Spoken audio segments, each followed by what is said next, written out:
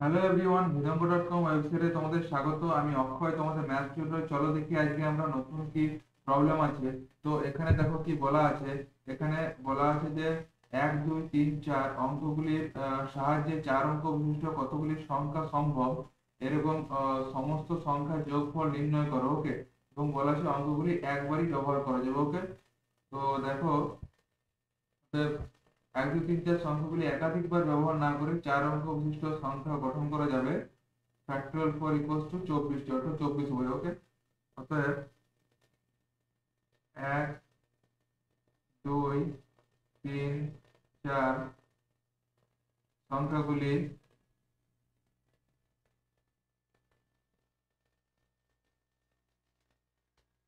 একাধিকবার ব্যবহার না করে একাধিকবার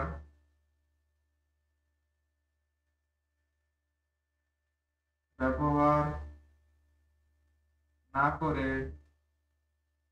4 অঙ্ক বিশিষ্ট সংখ্যা গঠন করা যাবে। 4 অঙ্ক বিশিষ্ট সংখ্যা গঠন করা যাবে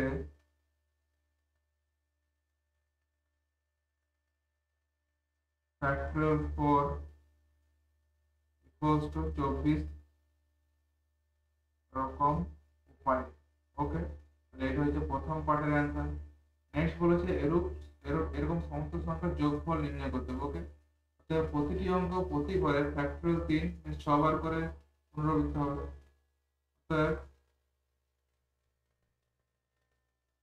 প্রতিটি অঙ্ক এবার প্রতিটি অঙ্ক মানে 1 2 3 4, এই প্রতিটি অঙ্ক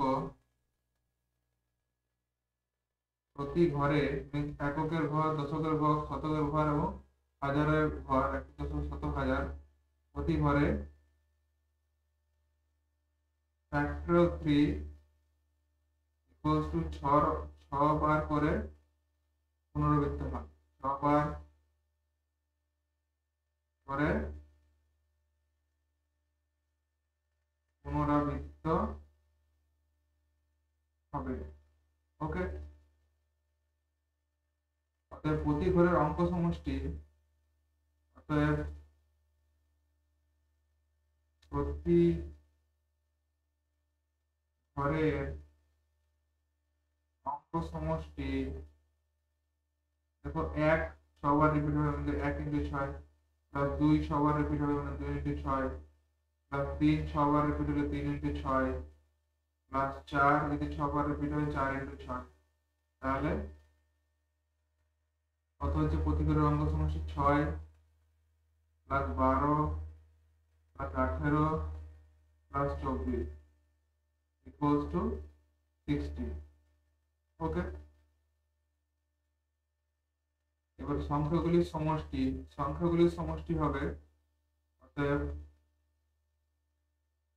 অর্থাৎ এইরকম যতগুলো সংখ্যা হবে, এই সংখ্যাগুলির